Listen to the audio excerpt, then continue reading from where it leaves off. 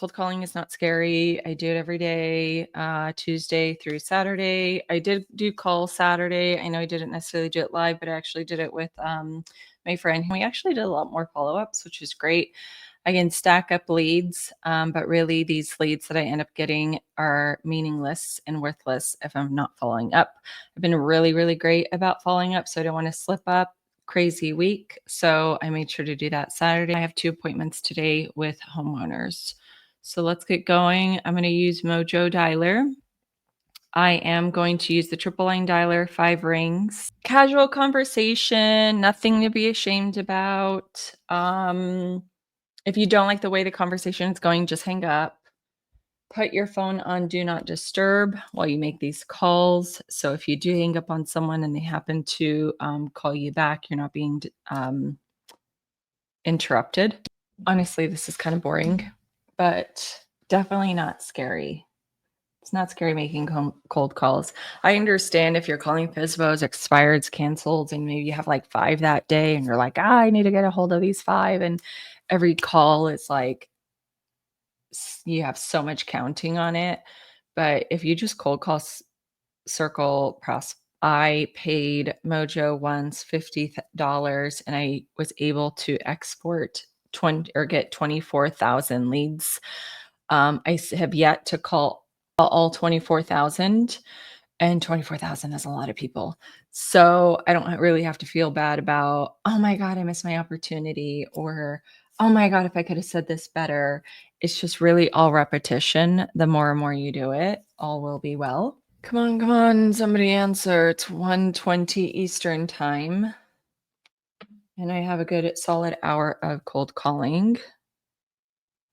And I normally want to be doing 2, so I'm going to have to make up an hour later. It has been a busy. Let's go. Let's make some cold calls. I am on my way to $1 million a year. That's what I have to say. It has been heavy duty 2025. Oh, I'm losing track. I think I took 5 listings in February and so many pending. I actually have a couple other, I have a couple other properties pending. I think it's like 7 deals total. I don't know. It's just, I keep telling my mentors that I feel like I'm losing track. How do I do this? Like 3 in January, 5 in February. I meant to do 3 this week because everybody's like, come over, we're ready to sign. So I actually have 1 of those. Actually, I have 2. My 2 appointments today are to do the paperwork.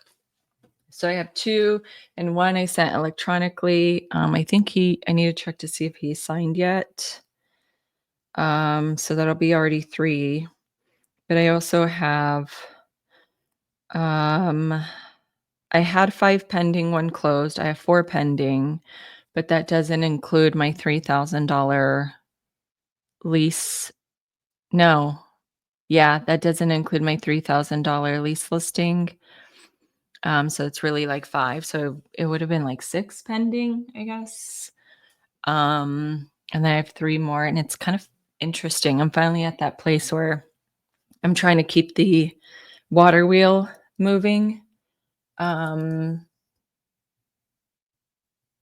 Yeah, and predominantly it's from cold calling, doing this, sitting in my chair with my laptop in the convenience of my own home and just making calls. And guess what? For who? Me. No broker. I am my own broker officially. If you want to figure out how to do that, I did create videos initially on this channel on how I passed my real estate broker exam in 30 days, as well as how to set up your real estate brokerage.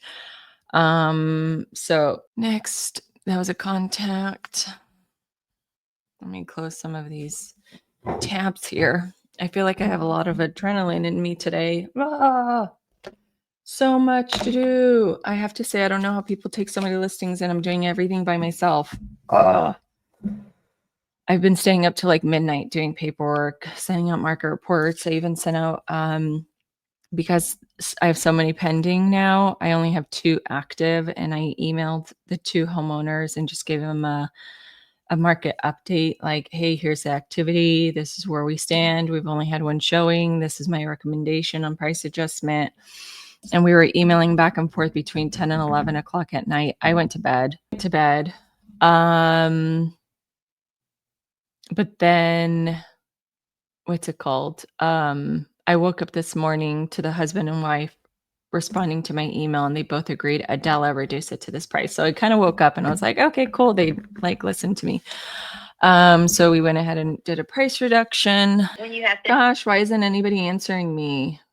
Answer the phone. It's not scary. At the end of the day, you're just having conversations with strangers. Just having conversations with strangers. And what I really need is for this person to text me back. Nope. Okay. Bye. Not a contact. I was talking to somebody yesterday and they were like, yeah, Adela, you're really fun. You're actually really quirky. And I was like, I know I'm quirky, but have they seen that quirky side? Like, how much quirkiness have I actually shown them? I'm definitely quirky in front of my children and my husband and my friends. But it wasn't a friend. I think it was a little bit more of an acquaintance, or maybe it was even a client. And they're like, "Oh my gosh, you're so quirky.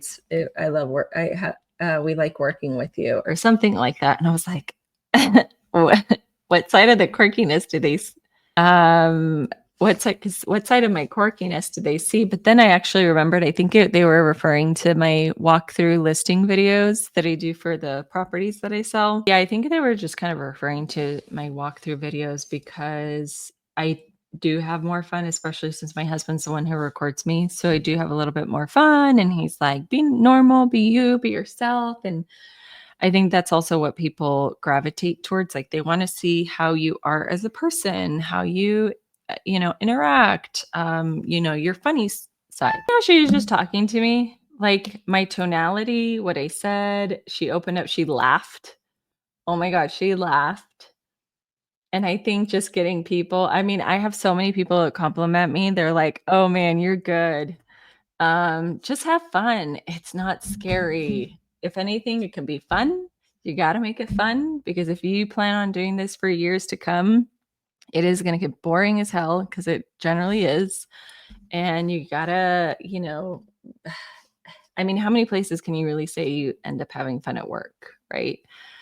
And it's just kind of like you and them. So yeah, hopefully this is kind of showing you a little insight. I always do with all right, I think we're at 4 contacts in 30 minutes, which is great. Actually no, that's 4 contacts in 20 minutes. So we are on a roll. Getting 10 an hour is the best. I just remembered I have to print out listing agreement for one of the 2. Or no, actually, yes, because the other one already has it. I left it with them. You'd be surprised how many listing agreements I leave and just full confidence that they're going to sign. I mean, very few people don't sign when I'm already have already built that relationship with them and they're already working on their property and prepping it. Having them sign the paperwork is so nonchalant. I'm like, hey, did you have a chance to sign that paperwork, by the way? They're like, oh yeah, sorry, we'll get it to you soon. I'm like, okay. It's in their head, in their mind, we already listed it. They already signed the paperwork. So I know I have the 2 to do. One of them I'm going over because he just had questions on the seller's disclosure. So he said he already signed it. So I just have to go over, make sure he signed in initials in all the spots. I have to sign it. He has to do the seller's disclosure, lead-based disclosure, flood disclosure. And then I have to get that from him. I actually have the cleaning crew coming and cleaning up his place for him. He's already redone the flooring, fresh paint, completely emptied out majority of his furniture except the essential items like a dining room table, his Please leave a message after the tone. his bed and his dresser, I think, and like chair and a couch for the most part. So I'm going to head over there later. And then after that appointment, I have to go at Pompano for another one. This is like day in, day out, casual conversations with homeowners, like no big deal. And you just sit here and wait for somebody to answer and just have fun. Sometimes wing it. Sometimes, see what it is that people say, or like, oh, I said that and they liked that, or they laughed. Or gosh, I got a lot of people saying no's when I ask questions like this. I do not want to answer that. Next. See, you can really get picky when you have so many numbers and so many people to actually call. Let's just get rid of these. I think my follow-ups are probably more boring and very simple and very easy than my initial cold calls. And I think as agents, they don't know what to say. They think they're following up too much or not enough. They don't have a system. And I've been building out my follow-up system, and I tweak it here and there. I've gotten rid of a lot of other things. Who's this calling? I got to answer. Have you noticed her tonality was very, so that's why I just kind of like tend to bring it down in terms of tonality. I mean, listen, if you think this is scary, then what I'm going to have you do and challenge yourself is just have 5 conversations at a time. That's kind of how I started, just to get the nerves. And then I bumped it up to 10 conversations at a time. And then it took me a while to really bump it up. And then it was, I think it was maybe consistency first. So 5 calls a day, every day, build up that routine. And then 10 calls a day every day. Coolio. I'm just going to put him in my little folder to make sure to send him my business card in the mail. It never hurts to just spread my name and have these on people's refrigerator. Have the magnet like this. If you need it, the magnet, it's a stickable peeler, and you just put your magnet on top. And I also throw them in with my little flowers that my mentor told me to do.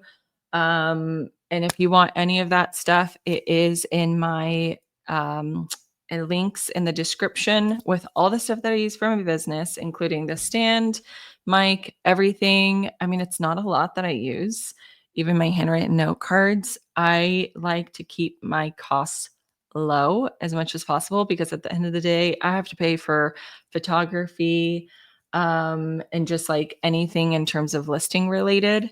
So in terms of my natural operating expenses, if I were to not have listings, I want to make sure that's low.